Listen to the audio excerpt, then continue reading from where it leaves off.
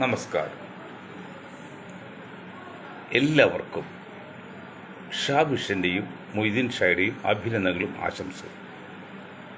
ശശി തരൂരാണ് ഇന്നത്തെ വാർത്ത ചർച്ചയിലുള്ളത്. അതിനെക്കുറിച്ച് രണ്ട് വാക്ക് പറയാൻ ആഗ്രഹിക്കുകയാണ്. അതിന് മുൻപായിട്ട്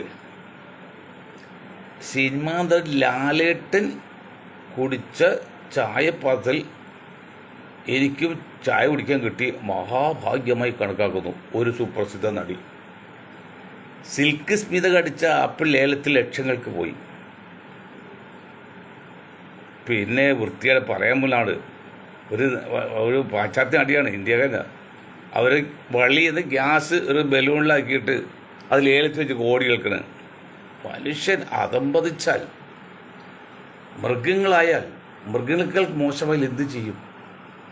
അത് കൊട്ടിഘോഷി പത്രങ്ങൾ പാസ്യം കൊടുക്കുകയാണ്. വള്ളിയെന്ന് ഗ്യാസ്, അത് സ്വാഭാവികമാണ്, മനുഷ്യൻ എല്ലാവർക്കും ഉണ്ടാവും, ആർക്കും ഉണ്ടാവും. അത് ഒരു ബലൂണിലാക്കി കടത്തിയിട്ട് അത് ലേലത്തിൽ കോടിക്കണക്കിന് ലേലത്തിൽ വിളിച്ച തെണ്ടി മനുഷ്യർ പറയുന്ന തന്നെ നാണാകാണ്. ഇപ്പോൾ തല്ലിക്കൊന്നിട്ട് സമാധി എടുക്കുന്ന കാര്യമൊക്കെ ഉണ്ടല്ലോ കേരളത്തിൽ പോലും. അല്ലൊന്നും നമ്മൾ പറയുന്നില്ല, വിശ്വാസത്തെ ചോദ്യമില്ല. പക്ഷെ ഒരു കാര്യം മനസ്സിലാക്കണം, ഈ മലക്കുൽ മൗത്ത് ഇസ്രായേൽ എന്ന് പറഞ്ഞ മുസ്ലിം സമുദായത്തിൻ്റെ റൂഹ അല്ലെങ്കിൽ ജീവനെ പിടിക്കുന്ന കാലൻ എന്ന് പറയാൻ പറയും. അത് എല്ലാവരും ജീവൻ പിടിക്കും. അവസാനം പുള്ളി ജീവൻ പിടിക്കുന്ന സമയത്ത് വേദന കൊണ്ട് സഹിക്കാൻ പറ്റായപ്പോൾ ഒരുപാട് എൻ്റെ ദൈവമേ ഇതറിഞ്ഞെങ്കിൽ ഞാൻ ആരും ജീവൻ പിടിക്കില്ലായിരുന്നു. അപ്പോൾ ഇപ്പോൾ കണ്ണെടുക്കാൻ നിങ്ങൾ ശ്രദ്ധിച്ചില്ലെങ്കിൽ നിങ്ങളെയൊക്കെ തല്ലിക്കൊല്ലുമ്പോഴാണ് അവസാനം ചോദ്യം ചെയ്യാൻ ആരുമില്ലാതെ വരുന്നത്. അത് ഓർമ്മ വേണം. ഏതും അതും നല്ലതാണ്, പക്ഷെ അന്ധമായ അനാചാരത്തിനും അന്ധവിശ്വാസത്തിനും കൂടി നിൽക്കുന്ന ബുദ്ധിശൂന്യരായി കാണരുത് മനുഷ്യൻ. അതാണ് സംഗതി.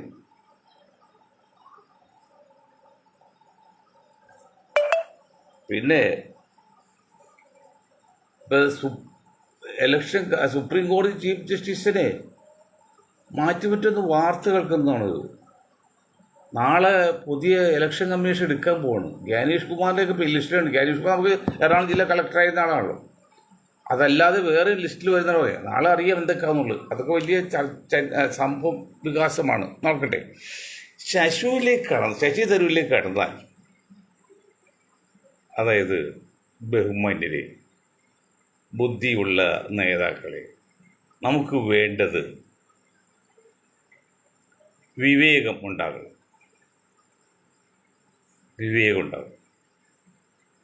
കാഴ്ചയുടെ മാത്രം ഉൾക്കാഴ്ച വേണം.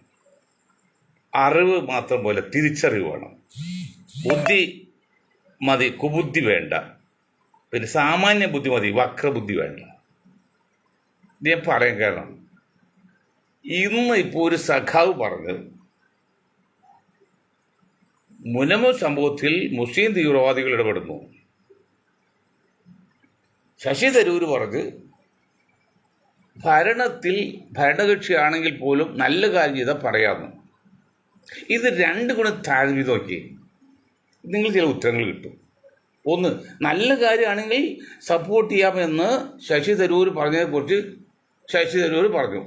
ഇവിടെ മുൻപ് വിഷയത്തിൽ മുസ്ലിം തീവ്രവാദികൾ ഇടപെടുന്നു. ഞാൻ ചോദിക്കട്ടെ, മുസ്ലിം തീവ്രവാദികളാണെങ്കിൽ അവർ പറയുന്നത് ന്യായമാണെങ്കിൽ സപ്പോർട്ട് ചെയ്യാൻ പാടില്ലേ? ഇന്നലെ നമ്മൾ പറഞ്ഞാണ്, ഒരു രാജ്യത്തും ഇതേവരെ ന്യൂനപക്ഷങ്ങൾ സംഘടിച്ച് അല്ലെങ്കിൽ സംഘടിപ്പിച്ച് ഒരു ഭരണം കൈവശപ്പെടുത്തിയിട്ടില്ല. ന്യൂനപക്ഷ സമുദായങ്ങൾ ചിലപ്പോൾ നേതാവാകാം, പക്ഷെ ആ സമുദായം എന്നല്ല, അത് ചരിത്ര സത്യമാണ്. എന്നിട്ടാണ് ഇവിടുത്തെ കുബുദ്ധികൾ പറയുന്നത് മുസ്ലിങ്ങൾ ഇന്ത്യ ഭരിക്കാൻ പോകുന്നു അല്ലെങ്കിൽ അങ്ങനെ ആവുന്നു. അപ്പോൾ തീവ്രവാദികളോ ഭീകരവാദികളോ രാജ്യദ്രോഹികളോ ആരാണ്? ഈ തീവ്രവാദികൾ എന്ന് പറയുമ്പോൾ നിങ്ങൾ കമ്മ്യൂണിസ്റ്റുകാരൻ ചോദിക്കുകയാണ്, മീശ വെച്ചാൽ നടന്നാൽ അവനെ പിന്നെ എന്താണ് തീവ്രവാദി എന്നല്ല പറയുന്നത്, അവനെ പറയുന്നത് നെക്സൈറ്റുകൾ പോലല്ലോ, അവർ ഒരു വാക്കുണ്ട്. അപ്പോൾ അവർ ആക്രമിക്കരുത് മീശ വെച്ച് നടന്നതിൻ്റെ പേരിൽ. അങ്ങനെ കമ്മ്യൂണിസ്റ്റ് എത്ര പേരെന്നറിയോ? അപ്പോൾ അങ്ങനെയൊക്കെയുള്ള കാലത്ത് മുൻപ് വിഷയത്തിൽ എല്ലാവർക്കും ഇടപെടാറുണ്ടെങ്കിൽ എന്തുകൊണ്ട് നിങ്ങൾ പറഞ്ഞ തീവ്രവാദ സ്വഭാവമുള്ള മുസ്ലിങ്ങൾ സംഘടനക്ക് ഇടപെട്ടൂടാ? അതൊക്കെയാണോ സഖാവെ നിങ്ങൾ ചിന്തിക്കേണ്ടത്? ശശി തരൂരിനെ കുറിച്ച് പറയുമ്പോൾ ഈ പറഞ്ഞ രീതിയിൽ ഒരു പ്രതിപക്ഷ സ്ഥാനത്ത് നിൽക്കുമ്പോൾ, പ്രതിപക്ഷ പാർട്ടിയിൽ നിൽക്കുമ്പോൾ, അല്ല പ്രതിപക്ഷ സ്ഥാനത്ത് നിൽക്കുമ്പോൾ നമുക്ക് ചില ഉത്തരവാദിത്വ കടമകളുണ്ട്. ഇത് ഒഴിവാക്കാൻ വേണ്ടിയാണ് മൊയ്തീൻ ഷാ വർഷങ്ങളായിട്ട് ഈ മുന്നണി രാഷ്ട്രീയത്തിൽ മാറിയിരിക്കുന്നത്. കാരണം ഞാൻ വിശ്വസിക്കുന്ന മുന്നണി ചെയ്യുന്ന തെറ്റിനെ നമ്മൾ സപ്പോർട്ട് ചെയ്യണം. ഞാൻ മുന്നണി പറയുന്ന ശരിയെ നമ്മൾ എതിർക്കണം. ഇത് രണ്ടും മനുഷ്യത്വത്തിന് പേരിൽ പറ്റില്ല, നീതിയുടെ പേരിൽ പറ്റില്ല. അതുകൊണ്ട് തന്നെയാണ് മൊയ്തീൻ ഷാ ഒരു മുന്നണിയിൽ ആദ്യമായിട്ട് പോകാത്തത്. അല്ല മണ്ടനായതുകൊണ്ട് വിവരമില്ലാത്തതുകൊണ്ടല്ല, നമുക്ക് ചെയ്യാൻ പറ്റുന്നില്ല. അതാണ് ഇപ്പോൾ ശശി തരൂർ കണ്ടത്. പക്ഷെ ശശി തരൂർ ചിന്തിക്കേണ്ട ഒരു കാര്യം, നിങ്ങൾ ഇന്ത്യൻ നാഷണൽ കോൺഗ്രസിൻ്റെ വർക്കിംഗ് കമ്മിറ്റി മെമ്പറൊക്കെയാണ്. ഇപ്പോൾ കേരളത്തിൽ പ്രതിപക്ഷ ഇതാണ്, കേന്ദ്രത്തിൽ പ്രതിപക്ഷത്താണ്. അപ്പോൾ പ്രതിപക്ഷത്തായിരിക്കുമ്പോൾ ചില മാന്യത കാണണം. എന്താണ് അപ്പം ഭരണകക്ഷിയെ പൂഴ്ത്തി പറയാൻ വേണ്ടിയാണ് പിന്നെ പ്രതിപക്ഷത്തിന് ആവശ്യമില്ലല്ലോ. ഭരണകക്ഷിയുടെ ദൂഷ്യങ്ങൾ കണ്ട് തിരുത്തുക എന്നുള്ളതാണ് പ്രതിപക്ഷ ചുമതല. അഥവാ നിങ്ങൾക്ക് പുകഴ്ത്തി പറയണമെന്നുണ്ടെങ്കിൽ നിങ്ങൾക്ക് ഇകഴ്ത്തി പറയണ്ട. അത് മൗനം വിദ്വാന ഭൂഷണല്ലേ ചെയ്തവര്. അത് ലോകത്തുണ്ട്, ഇന്ത്യയിൽ മാത്രമല്ല, നിങ്ങൾ വിദേശ വിശ്വപോരനല്ലേ, അത് നോക്കണ്ടേ. അപ്പോൾ ഏതായാലും നമ്മൾ മനസ്സിലാക്കേണ്ട കാര്യം എന്താ, ശശി തരൂർ ഉൾപ്പെടെ പറയാണ്, അദ്ദേഹത്തെ ഉപദേശിക്കാൻ വലിപ്പമില്ല എനിക്കെങ്കിലും, നമ്മൾ പെരുമാറേണ്ടടുത്ത് പെരുമാറണം, ഇരിക്കേണ്ടടുത്ത് ഇരിക്കണം. അങ്ങനെ ചെയ്തിൽ എന്ത് പറ്റും അറിയോ? സാഹചര്യം അനുസരിച്ച് ഇടപഴകാൻ പറ്റുക എന്നുള്ളത് വലിയ ബുദ്ധിപരമാണ്, വലിയ നേതൃഗുണമാണ്. ഞാൻ അറിയുന്ന ഒരു ജഡ്ജി എറണാകുളത്ത്, റിട്ടയർഡ് ജഡ്ജിയാണ്, 90 വയസ്സുണ്ട്. ഞാനിപ്പോൾ പങ്കെടുത്ത പരിപാടി അബാദിൽ നടക്കുകയാണ്. അപ്പോൾ ഒരു വടക്കേ ഇന്ത്യയിൽ നിന്നൊരു ടീം, അത് ഈ മുസ്ലിം ശരീഅത്ത് കൗൺസിലിലേക്ക് ആൾക്കാരാണ്, വലിയ ലീഡേഴ്സാണ്. അപ്പോൾ അതിൽ 10 മണിക്കാണ് പരിപാടി. 10 മണിക്ക് വെച്ചാൽ ഏതാണ്ട് ഒരു 10 തുടങ്ങും. അവരെന്തോ കാരണവശാൽ ഫ്ലൈറ്റ് വൈകിട്ട് വന്നപ്പോൾ 2 മണിയായി. അപ്പോഴേക്കും ആൾക്കാർ ആവശ്യമായി 2 മണിയായില്ലേ. അതിൽ പ്രഭാഷണമായിട്ട് ആൾ ഒരു പറഞ്ഞ ജഡ്ജിയാണ്. അദ്ദേഹം എഴുതി തയ്യാറാക്കി കൊണ്ടുവന്നത് അങ്ങോട്ട് വായിച്ചു 1.5 മണിക്കൂർ. ആൾക്കാരാകെ ക്ഷുഭിതരായി, വിഷമത്തിലായി. പറയാൻ പറ്റുമോ? ജഡ്ജല്ലേ. അങ്ങനെ ആ വിഷയം വളരെ ബുദ്ധിമുട്ടിപ്പിച്ചു. അപ്പോൾ എന്താണ്, സാഹചര്യത്തിനനുസരിച്ച് നമ്മൾ പെരുമാറാൻ പഠിക്കുക എന്നുള്ളതാണ് ഏറ്റവും വലിയ വിവേകം. അത് ജഡ്ജി ആയാലും ഈ വിശ്വപൗരനായാലും വിശ്വഗുരുവായാലും ആരായാലും. മനസ്സിലായില്ലേ? ആ ജഡ്ജി അവിടെ എന്ത് ചെയ്യുന്നുണ്ട്, എല്ലാം വൈകി 2 മിനിറ്റ് കൊണ്ട് അല്ലെങ്കിൽ 3 മിനിറ്റ് കൊണ്ട് പറഞ്ഞ് കായ് തീർക്കണേ. അത് പുള്ളി എഴുതിക്കൊണ്ട് തയ്യാറാക്കി ഞങ്ങൾ വായിച്ചു 1.5 മണിക്കൂർ. ബോധമുണ്ടോ, ബോധ്യമുണ്ടോ? ജഡ്ജിയായിട്ട് കായുടെ 90 വയസ്സ്, ഇനി എന്ത് കാര്യമാണ്? അപ്പം അങ്ങനെയല്ല ശശി തരൂർ. ശശി തരൂർ പ്രതിപക്ഷത്താണ് നിൽക്കുന്നതെങ്കിൽ ആ പ്രതിപക്ഷ മുന്നണിയിൽ അവരുടെ ആശയത്തോട് യോജിച്ച് വെക്കണം. നമുക്കത് പറ്റില്ല എങ്കിൽ നിങ്ങൾ പുറത്തു പോകണം, കുഴപ്പമില്ല. പിന്നെ ചില കാര്യങ്ങൾ നമുക്ക് നുണ പറയാൻ പറ്റില്ല, അല്ലെങ്കിൽ മോശം പറയാൻ പറ്റില്ലെങ്കിൽ നമ്മൾ അവിടെയാണ് മൗന വിദ്വാനുഭൂഷണം. അപ്പം നിങ്ങൾ നിഷ്പക്ഷം പാലിച്ചാൽ മതി. നിങ്ങൾ പറയണം, നല്ലതെന്ന് പറയണം, ചീത്താൻ വേണ്ട. ഇതെന്താണ്, പിന്നെ കുഞ്ഞാലി എന്താണ് മുൻ പ്രസിഡന്റ് മുഖ്യമന്ത്രി കുഞ്ഞുഞ്ഞിൻ്റെ മകൻ ചെന്ന് പറയണത്, ഞാൻ ഏറ്റവും വലിയ നേതാവ് മുഖ്യമന്ത്രി പിണറായിയാണ്. ഞാൻ പറഞ്ഞതാണ്, മുഖ്യമന്ത്രി പിണറായി മോശമാണ് നിങ്ങൾ പറയേണ്ടതേ. പക്ഷെ നിങ്ങൾ നല്ലതാണെന്ന് പുകഴ്ത്തിയും പറയാൻ പാടില്ല. നിങ്ങൾ പ്രതിപക്ഷം നിൽക്കുന്നുണ്ട്. പ്രതിപക്ഷ പാർട്ടിക്ക് അതിൻ്റെതൊരു പോളിസി ഉണ്ട്. ആ പോളിസിക്ക് വിരുദ്ധമായിട്ട് ചെയ്താൽ അത് രാജ്യദ്രോഹ കുറ്റം മാത്രമല്ല, പാർട്ടി വിരുദ്ധമാണ്. പല കാര്യങ്ങളും ശശി തരൂർ അപക്വമായിട്ട് ചെയ്യുന്നുണ്ട്. ഈ പക്വത എന്ന് പറഞ്ഞത് വിദേശ പൗരത്വമുള്ളതുകൊണ്ടോ കുറേ 6-8 ഡിഗ്രി ഉള്ളതുകൊണ്ടല്ല, സാഹചര്യത്തിനനുസരിച്ച് പെരുമാറാൻ പഠിക്കുക, അവിടെ വിവേകം കാണിക്കുക. അതാണ് വിദ്യാഭ്യാസം നേടുന്നത്. അല്ല നമ്മൾ വിദേശ പൗരത്വമുള്ളതുകൊണ്ടോ 8-10 ഡിഗ്രി ഉള്ളതുകൊണ്ടൊന്നല്ല. ആ പല കാര്യങ്ങളും ശശി തരൂർ അത് ചെയ്യുന്നില്ല. അദ്ദേഹം ചെയ്യുന്ന തെറ്റല്ല. പക്ഷെ അതായത് കൂടുതൽ ചേരേണ്ടിൽ ചേർച്ച എന്ന് പറയും പോലെ ചില കാര്യങ്ങളിൽ നമ്മൾ മൗനം പാലിക്കണം. മനുഷ്യങ്ങനെ വേണം. നിങ്ങൾ പ്രതിപക്ഷത്താണോ നിൽക്കുന്നത്, പ്രതിപക്ഷ മുന്നണിയാണെങ്കിൽ പ്രതിപക്ഷ പാർട്ടികളെ ആ പാർട്ടിയുടെ ചട്ടക്കൂടിൽ എന്ന് വേണം സംസാരിക്കാൻ. ആ ചട്ടക്കൂട് നിങ്ങൾ പുറത്തു പോകുന്നു. നിങ്ങളെന്താണ് പാർട്ടിയിൽ നിങ്ങൾ സ്ഥാനാർത്ഥി മത്സരിക്കാൻ താല്പര്യമില്ലെന്ന് കണ്ട, പിന്നെ ഭൂരിപക്ഷം താല്പര്യം കണ്ട, പിന്നെ നിങ്ങൾ കയറി എത്ര വെട്ടിയാണ് മത്സരിക്കണം? തെറ്റെന്ന് പറയുമ്പോൾ ജനാധിപത്യം ചെയ്യാം. പക്ഷെ അതിനൊക്കെയാണ് നമ്മൾ ഈ എന്താ പറയുന്നത്, ചെല്ലുള്ളില്ലാന്നുള്ളത്, അതായത് അച്ചടക്കില്ലാന്നുള്ളത്. നിങ്ങളെ ഒരു കാര്യം പറയാം, നിങ്ങളോട് ഇത് പറയാനൊന്നും ഞാൻ ആളല്ല, ഞാനൊക്കെ വെറും സാധാരണക്കാരാണ്. പക്ഷേ ഞങ്ങൾ ഗ്രൂപ്പ് വളരെ ശക്തിയാണ്, നിങ്ങളെക്കാൾ ശക്തികൾ ആൾക്കാർ ഞങ്ങളുടെ ഗ്രൂപ്പിലുണ്ട്, ബുദ്ധിജീവികളുണ്ട്. അതുകൊണ്ട് അവർ പറയുന്നറിയോ, നിങ്ങൾക്ക് ഭൂരിപക്ഷം മത്സരിക്കാൻ താല്പര്യം നിങ്ങളോട് ഇല്ലെങ്കിൽ നിങ്ങൾ എന്ന് കെട്ടിക്കയറി മത്സരിക്കണം. നിങ്ങൾ മത്സരിക്കരുത്. പിന്നെ മത്സരിക്കാൻ വേണ്ടി മത്സരിക്കേണ്ട കാര്യമുണ്ടോ? അപ്പോൾ നിങ്ങൾക്ക് പ്രസ്ഥാനം പറ്റില്ലേ, നിങ്ങൾ നല്ല വാക്ക് പറഞ്ഞ് പുറത്തു പോകുന്നുള്ളൂ. ഇതിപ്പോൾ കായ്ക്കും ഒരു മനഃശാസ്ത്ര കൂട്ടായ്മ പറയുന്നറിയോ, നിങ്ങൾ തിക്കലിലാണിത്. നിങ്ങൾക്കും പ്രശ്നമാണിത്, പാർട്ടിക്കും പ്രശ്നമാണ്, രണ്ടുപേർക്കും പ്രശ്നം. എന്ത് ചെയ്യും? അപ്പോഴാണ് ഈ ഡൈവോഴ്സൊക്കെ കല്യാണം വരുമ്പോൾ പുറത്തു പോകുന്നത്. അപ്പോൾ നല്ല വാക്ക് പറഞ്ഞ് പോകല്ലോ. പക്ഷെ നിങ്ങളുടെ ചിന്താഗതി വെച്ചല്ല ഇവിടുത്തെ കോൺഗ്രസ് രാഷ്ട്രീയം. കാരണം നിങ്ങൾ ചിന്തിക്കുന്ന മോസ്റ്റ് മോഡേൺ ഫിലോസഫി എന്ന് പറയാം വേണമെങ്കിൽ, അതൊന്നും ഈ സാധാരണ കോൺഗ്രസ്സുകാർക്ക് ഇല്ലെന്നേ. നിങ്ങൾ പറഞ്ഞ KC വേണുഗോപാൽ വരില്ല. വേണുഗോപാൽ പോലും ഈ ഒരു അന്തർദേശീയ ചിന്താഗതിയോ അല്ലെങ്കിൽ ആ ഒരു രാഷ്ട്രമീമാംസനോ അതൊന്നും അദ്ദേഹത്തിനില്ല. ഒരു സാധാരണ കോൺഗ്രസ്സുകാരൻ അങ്ങനെ വളർന്ന നേതാവായെന്നുള്ളൂ. പിന്നെ ഇവിടെ ഇവിടെ ഏതാണ്ട് ഒരു -1 സംഘപരിവാറും പിന്നെ ഒരു ഇതുണ്ട്, സംഘപരിവാറും സഭ നേതൃത്വം ഒരു ധാരണയുണ്ട്, അന്തർധാര. ആ അന്തർധാരയുടെ പേരിലാണ് ഇപ്പോൾ ശശി തരൂരിനെ കൊണ്ടുവന്ന്, ഈ കേസുകൾ കൊണ്ടുവന്ന 2ാം സ്ഥാനത്ത് വെച്ചാണ്. പണ്ട് അന്തോണി വെച്ചിരുന്നു, അന്തോണി മാറി ഇപ്പോൾ വെച്ചു. അവർക്ക് അന്തർധാരമുണ്ട്. അപ്പോൾ ഞാൻ ഒരു കാര്യം പറയാം, കോൺഗ്രസ്സിലെ കൊടിക്കുന്നിൽ സുരേഷ് ആരുടെ നോമിനിയാണ്? ആരുടെ ആളാണ്? കോൺഗ്രസ് ആളാണോ? സഭയുടെ ആളാണ്. അതുപോലെ മറ്റേ പെണ്ണ് ജയിച്ചൊന്നില്ലേ, പട്ടാമ്പി തൊറ്റോ ആദിവാസി സ്ത്രീ, അവൾ ആരുടെയാണ്? അതും സഭയ്ക്ക് വേണ്ടി സഭയുടെ നോമിനേഷനിൽ വന്നാണ്, ഡൽഹിയിൽ നിന്ന് ഇറക്കിയതാണ് ഇവിടെ. അല്ല പാർട്ടി പ്രവർത്തിച്ചത് കീഴ്വഴക്കൊള്ളൊന്നുമില്ല. അതുപോലെ ശശി തരൂർ, നിങ്ങൾ എന്താണ് കോൺഗ്രസ്സിന് ആവശ്യമില്ലാതെ വിശ്വപൗരാന്ന് പറഞ്ഞിട്ട് ശശി തരൂരിനെയൊക്കെ പാർട്ടിയിൽ എടുക്കുന്നത്? അവിടെ പാർട്ടിക്ക് എന്ത് നേട്ടമുണ്ടായി? 2 ശശി തരൂർ 10-12 വർഷം, എത്ര വർഷമായി MP ആയിട്ട് 2 പ്രാവശ്യം ഇപ്പോൾ കോൺഗ്രസ് ഭരണം പോയില്ലേ? അതാണ് കോൺഗ്രസ് പറ്റുള്ളൂ. നിങ്ങൾ ഇപ്പോൾ കൊണ്ടുവരാൻ പോകുന്ന സുധീരനെ, VM സുധീരനെ കൊണ്ട് ഭരണം പിടിച്ചെടുക്കാൻ പറ്റുമോ? അതായത് മുഴുവൻ നില പറഞ്ഞില്ല. അതാണ് നിങ്ങൾ ഞാൻ ഉദ്ദേശിച്ചത് AICC ഭാരവാഹിയിൽ രാഹുൽ ഗാന്ധി മോന് ഇതിനെക്കുറിച്ച് ഒരു ധാരണയില്ല, പരിചയമില്ല, പക്വതയില്ല, അറിയില്ല ഇന്ത്യൻ പൊളിറ്റിക്സ്. നിങ്ങൾക്കൊണ്ട് മുന്നോട്ട് കൊണ്ടുപോകാൻ പറ്റില്ല. നിങ്ങൾ അന്തസ്സുള്ള നേതാവാണെങ്കിൽ ഈ ശശി തരൂരൊന്നും മിണ്ടില്ല. മിണ്ടില്ല. അതാണ്. അതിൽ നിന്ന് കോൺഗ്രസ് ഏതാണ്ട് ഒരു ചെറിയ യോഗ്യത ഒരാൾ ശിവൻ നമ്മുടെ കർണാടകയിൽ, അദ്ദേഹമാണ് ഏതാണ്ട് ഇന്നത്തെ രീതിയിൽ കുതന്ത്രവും തന്ത്രവും ഒക്കെയുള്ള ഒരു ഏതാണ്ട് മിനിമം യോഗ്യതയുള്ള ഒരു നേതാവിന് ഗുണമുള്ളൂ. ഒരു നേതാവിന് ഗുണം IAS അല്ല, വിശ്വപൗരത്വമല്ല, വലിയ ബുദ്ധിയല്ല, കാര്യങ്ങൾ മനസ്സിലാക്കി അടിയൊഴുക്ക് മനസ്സിലാക്കി പ്രവർത്തിക്കുന്ന ഒരു നേതാവാണ് വേണ്ടത്. അത് രാഹുൽ ഗാന്ധിയും പറ്റില്ല, അതിന് ഈ ശശി തരൂരും പറ്റില്ല. ശശി തരൂർ വേണമെങ്കിൽ ഇന്ത്യൻ പ്രസിഡന്റ് ആക്കാം, ഒരു കുഴപ്പമില്ല. വേണമെങ്കിൽ ഒരു വിദേശകാര്യ മന്ത്രിയാക്കാം, അവിടെയൊക്കെ അല്ലേ. അല്ലാതെ ഒരു മന്ത്രിയാക്കിയാൽ പോലും പുള്ളിക്ക് അത് വിജയിക്കാൻ പറ്റില്ല.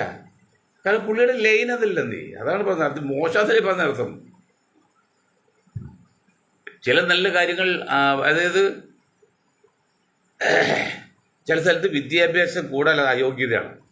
അത് കൊച്ചി കേരളത്തിൽ പോലും ഉണ്ട്. കാരണം ക്ലർക്ക് ജോലിക്ക് SLC കൂടുതൽ വിദ്യാഭ്യാസമുള്ളവർക്കാണെങ്കിൽ ഇപ്പോൾ അപേക്ഷിക്കാൻ പാടുന്നുണ്ടെന്നാണ് എൻ്റെ അറിവ്. അതൊരു അറിവ് കൂടിയോണ്ടല്ല, അറിവ് കുറഞ്ഞ ഒരു സ്റ്റാൻഡേർഡിലുള്ളവർക്ക് കിട്ടുകയാണ്. അത് ഇവർ വരുമ്പോൾ കിട്ടില്ല. അതുപോലെ ശശി തരൂരിൻ്റെ അറിവ് കൂടുതലൊന്നും പാർട്ടി ഗുണം ചെയ്യില്ല എന്ന് പറയാം. കാരണം ഇപ്പോൾ 2 വർഷമായിട്ട് കേരളത്തിൽ പച്ചവടത്തില്ല, 2 ടേമായിട്ട് കേന്ദ്രത്തിലില്ല. ഇവരൊക്കെയല്ലേ നയിക്കുന്ന കോൺഗ്രസ്സിനെ. വർക്കിംഗ് കമ്മിറ്റി മെമ്പറില്ല, ആകെ 10-15 പേരിട്ടുള്ള വർക്കിംഗ് കമ്മിറ്റി മെമ്പറാണല്ലോ. എന്നിട്ട് എന്തുണ്ടായാൽ പറ്റി? ഒരു ടീം പോയി പോട്ടെ, അടുത്ത ടീമെങ്കിലും എങ്ങനെ ഭരണം പിടിച്ചെടുക്കാൻ ചിന്തിക്കട്ടെ, മാതൃക കൊടുക്കണ്ടേ, വഴികാട്ടിയല്ലേ, ഗൈഡ് ലൈനിൽ നിങ്ങൾ സാധിച്ചോ? സുധീർ സാധിച്ചോ? പിന്നെ ഇപ്പോഴത്തെ ഡൽഹിയിൽ വേണുഗോപാൽ സാധിക്കുന്നുണ്ടോ? അങ്ങനെ നിങ്ങളാണ് വലിയ വലിയ നേതാക്കളെങ്കിൽ ഈ 5 വർഷം ഭരണം പോയി ഓക്കെ, ഒരു തെറ്റ് ആർക്കും പറ്റാം.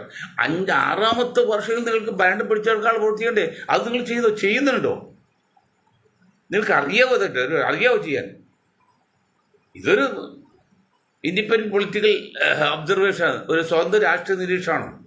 ഇതിൽ പാർട്ടി ജാതി മതമൊന്നുമില്ല. അതുകൊണ്ടാണ് കേസ് വേണോ അല്ലെങ്കിൽ ഇങ്ങനെ തുറന്ന് പറയുന്നത്. അല്ലെങ്കിൽ പറയാൻ ധൈര്യമുണ്ട്, പറയാൻ പറ്റുമോ? ഞാനൊരു മുന്നണി രാഷ്ട്രീയം എനിക്കത് പറയാൻ പറ്റില്ല. ഞാൻ മുന്നണി രാഷ്ട്രീയക്കാരായിട്ട് നിൽക്കല്ല. ഞാനിപ്പോൾ നിൽക്കുന്നത് സ്വതന്ത്ര രാഷ്ട്രീയ നിരീക്ഷണമാണ്. അതാ പറഞ്ഞത്. ശശി തരൂരൊക്കെ വലിയ നേതാവായിരുന്നെങ്കിൽ, KC വേണുഗോപാൽ വലിയ നേതാവായിരുന്നെങ്കിൽ, VM സുധീർ വലിയ നേതാവായിരുന്നെങ്കിൽ എന്തുകൊണ്ട് നിങ്ങൾക്ക് 5 വർഷം കിട്ടിയില്ല കേരളത്തിൽ? 5 വർഷം പോട്ടെ, ഒരു തെറ്റാർക്കും പറ്റാം. 5ാമത്തെ വർഷം കഴിഞ്ഞിട്ട് നിങ്ങൾ ഭരണം പിടിച്ചെടുക്കാൻ നോക്കില്ലേ? അത് നിങ്ങൾ സാധിച്ചോ? ഈ VM സുധീരനോട് ചോദിക്കുകയാണ്, സതീഷിനോട് ചോദിക്കാണ്, സുധാകരോട് ചോദിക്കുകയാണ്. ഈ കേരളത്തിൽ 25% വന്ന ഈഴ് വിഭാഗത്തിൽ 10% വോട്ട് പോലും, 10% ടോട്ടൽ വരുമ്പോൾ അതിന് 2% വരുള്ളൂ. അവരിൽ ഉള്ളതിൽ 10% വോട്ട് UDF-നുള്ളൂ. ബാക്കി 10% ഇപ്പോൾ BJPക്ക് പോയി, ബാക്കി 80% LDF-നാണ്. ആ 10% 4 കൊണ്ട് ഹരിച്ചാൽ 2.5%. അപ്പോൾ ആകെ വോട്ടർമാരിൽ 2.5% ഈഴവനിൽ നിന്ന് UDF കിട്ടുന്നത്. എന്നിട്ട് അവർ വെച്ചിട്ട് ഒരാളെ നേതൃത്വം കൊടുത്ത് മുഖ്യമന്ത്രി സ്ഥാനാർത്ഥിയാക്കാന്നാണ് ഈ പൊന്നുമോൻ പറഞ്ഞത്. പണ്ടൊരു ശിരോമണി പറഞ്ഞത്. പണ്ടെന്നല്ല എന്ന് പറയാൻ പറ്റും. 543 സീറ്റിലെടുത്തെന്ന് ലീഗിന്റെ കാലടിയിലൊന്ന് മത്സരിച്ചിട്ട് അഹങ്കരിച്ചും അർമാദിച്ചും പോയപ്പോഴേക്കും ഡൽഹി പോയി, പശ്ചിമ ബംഗാൾ, മഹാരാഷ്ട്ര പോയി, മറ്റെല്ലാം പോയി. കാരണം അറിയില്ല കൂടെ നിൽക്കുന്ന കോൺഗ്രസ് നേതാക്കൾ ആരൊന്നും എങ്ങനെയാണെന്നും രാഹുലിന് അറിയില്ല.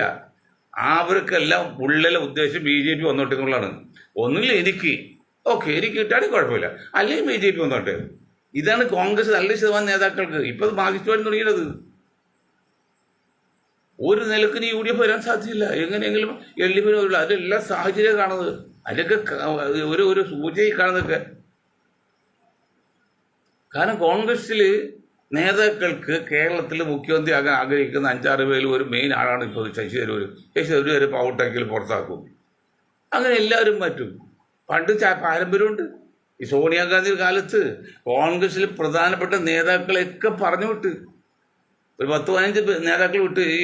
ഞാൻ ശരത് പവാർ ഉൾപ്പെടെ പേരൊന്നും ആവർത്തിക്കണില്ല. അതുപോലെ കേരളത്തിൽ ഇപ്പോൾ ശശിനെ ഏതാണ്ട് ശശി പോകട്ടാൻ കുറ്റാണ്. ഒന്നുമില്ല LDF-ൽ പോവും, അല്ലെങ്കിൽ BJP-ൽ പോവും.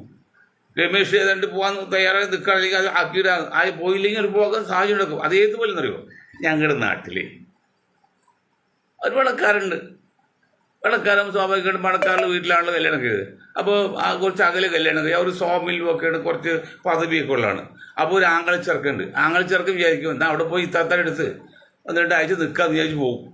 പോയി അത്താഴ് കഴിഞ്ഞ് രാവിലെ അളിയൻ മില്ലിലേക്ക് പോകുമ്പോൾ അളിയൻ ചോദിക്കുക, അപ്പോൾ മോൻ പോകല്ലേ? മോൻ്റെ പേര് ഞാൻ പറഞ്ഞില്ല. അപ്പോൾ മോൻ പോകല്ലേ വീട്ടിലേക്ക്?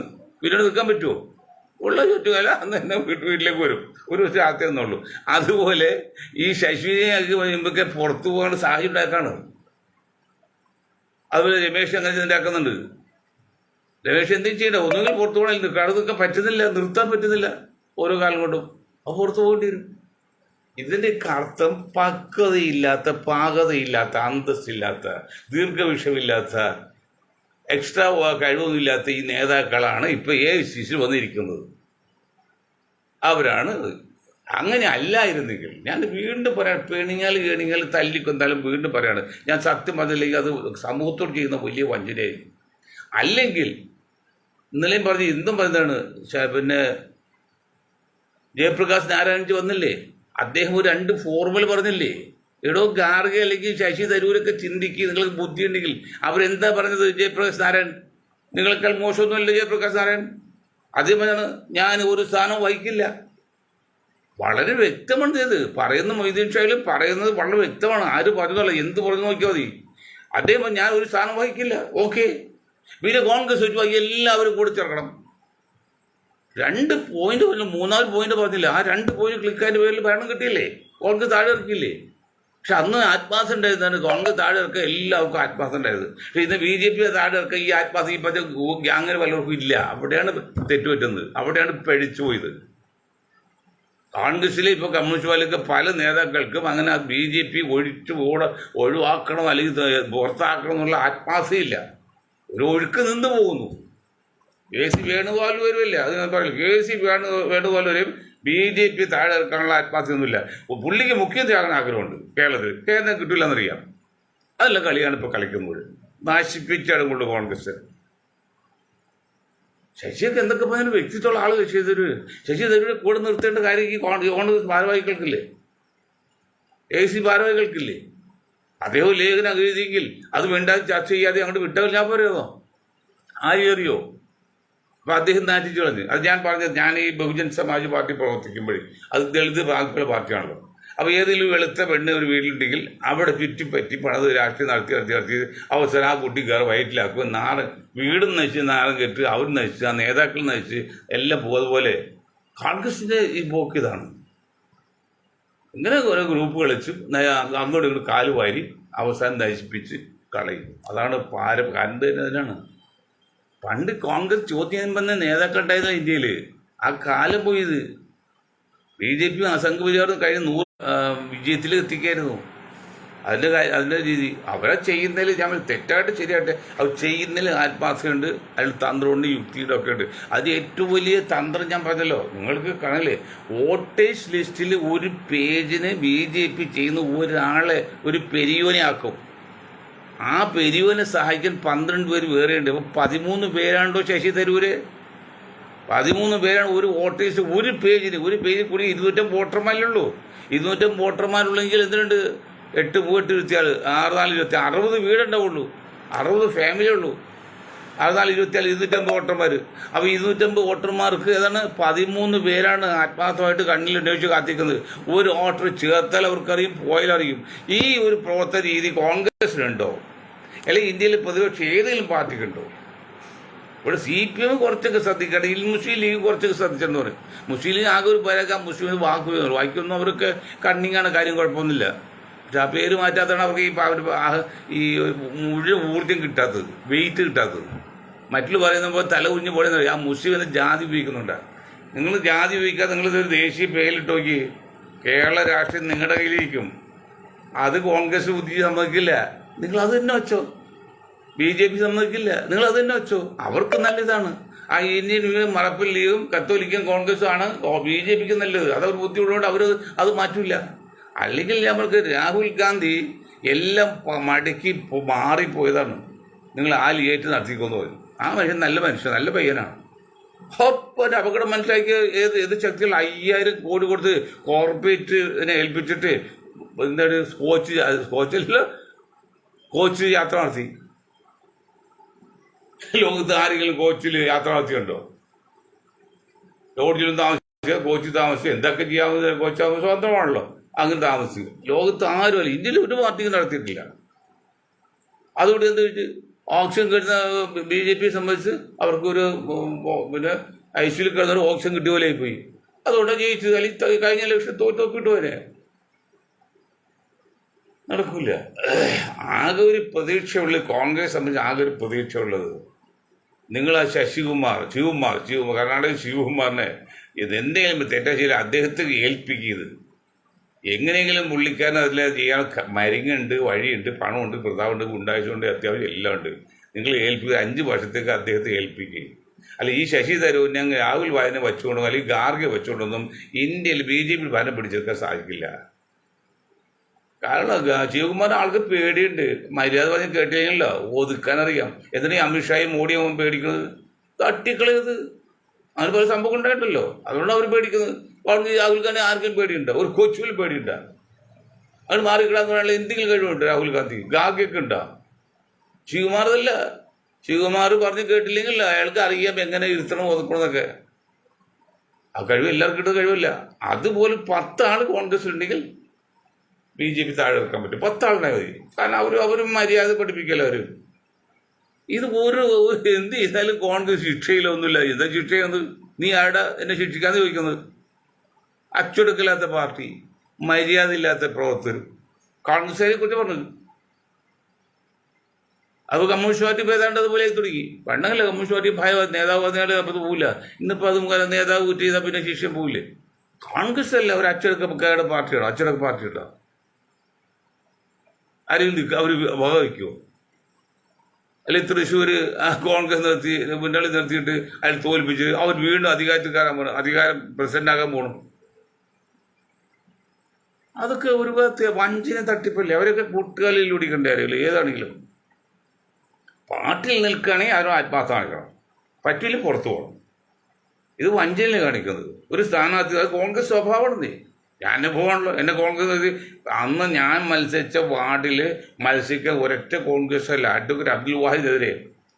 അത് എനിക്ക് അവസാനം എന്നെ നിർത്തിയിട്ട് അവസാനം ജയിക്കുന്നതാണ്. ഇപ്പോൾ കാലുവരില്ലേ 10-12 വോട്ട് തോറ്റത്, 2 മണിയായപ്പോൾ അടിയുണ്ടാക്കി.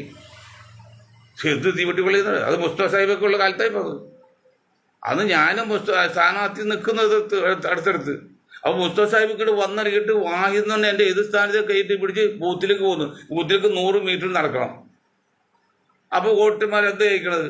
എനിക്ക് വോട്ട് ചെയ്യാനാണോ പുള്ളിയുടെ ഉദ്ദേശമൊന്നുമില്ലേ? അന്ന് എനിക്ക് അത്രയും മനസ്സിലായില്ല. അതിനുശേഷം ഞാൻ മനഃശാസ്ത്രം പഠിക്കാൻ ശ്രമം നടത്തി. ഇതുകൊണ്ടൊക്കെയാണ് അങ്ങനെ പഠിച്ചപ്പോൾ ഞാൻ പഠിച്ച് മാത്രമല്ല മനഃശാസ്ത്രം അറിയുന്ന ആളും പറഞ്ഞു എൻ്റെ അത് നിങ്ങൾക്ക് വോട്ട് ചെയ്യരുതെന്നുള്ള സൂചന കൊടുത്തത്. അങ്ങ് തല്ലുണ്ടാക്കി. എന്നിട്ട് 3-4 വോട്ടാണ്ട് തോറ്റത്. ആ വോട്ട് ഞാൻ തോറ്റോട്ടില്ല. എനിക്ക് അത്രയും ഉണ്ടായില്ല, ഞാൻ ഉൾക്കൊള്ളാൻ പറ്റി. അങ്ങോട്ട് ഇങ്ങോട്ട് അത് എനിക്ക് വേണ്ടി പൊച്ചവർക്കല്ലോ. അവർ ബൂത്തിൽ നിന്ന് വീട്ടിലെത്താൻ പ്രയാസപ്പെട്ടു പോയി. അത്ര വിഷമിച്ചു വരും. അതാണ് കോൺഗ്രസ് സ്വഭാവം. പിന്നെ എങ്ങനെ രക്ഷപ്പെടുന്നത്? പാർട്ടിയിൽ അച്ചടക്കം വേണം. ഏതായാലും അതില്ല. ശശി തരൂരാണെങ്കിലും വളയില്ലാതെ ആടിക്കൊണ്ടിരുന്നത്. അത് ശരിയല്ല. ശശി തരൂർ നിങ്ങൾ വളയത്തിൽ കൂടി ചാടാവുള്ളൂ. നിങ്ങൾക്ക് ഇപ്പോൾ പ്രതിപക്ഷത്തിന് ആൾ നിലയിൽ കോൺഗ്രസ് വർക്കിംഗ് കമ്മിറ്റി നിലയിൽ നിങ്ങൾ ഇവിടെ പിണറായി വിജയനെ അല്ലെങ്കിൽ ഇടതുവഴിവിനെ പൂഴ്ത്തി ലേഖനം എഴുതാന്നതിൽ പച്ചമലത്തിൽ ചന്തയിലെത്താൻ വേണ്ടിയില്ലത്. നിങ്ങൾക്കാണ് പറയുന്നത്. നിങ്ങൾ അതായത് ഉമ്മൻചാണ്ടിയുടെ മോൻ പറഞ്ഞ് എനിക്ക് ഏറ്റവും ഇഷ്ടപ്പെട്ട വലിയ നേതാവ് പിണറായി വിജയൻ. ഉമ്മൻചാണ്ടിയുടെ മോനൊക്കെ ആര് കണക്കാക്കുന്നു? ഉമ്മൻചാണ്ടിയുടെ പേരില്ല വേറെ വല്ലതുണ്ടോ? ഒരു നല്ല കോൺഗ്രസ്സുകാരൻ. നിങ്ങളെങ്ങനെയാണോ? നിങ്ങളങ്ങനെ ചെയ്യാവോ? നിങ്ങൾക്ക് മനഃശാസ്ത്രം അറിയില്ലേ? നിങ്ങൾ ഫിലോസഫി അറിയില്ലേ? നിങ്ങൾ ശാസ്ത്രീയ അറിയില്ലേ? എന്നിട്ടിപ്പോൾ ഓരോന്ന് ഉരുണ്ട് കളിച്ച് ഓരോ യുക്തി പറയാണ്. നിങ്ങൾക്ക് പോകണമെന്നുണ്ടെങ്കിൽ ധൈര്യമായിട്ട് അന്തസ്സായിട്ട് പറഞ്ഞ് പോ സാർ.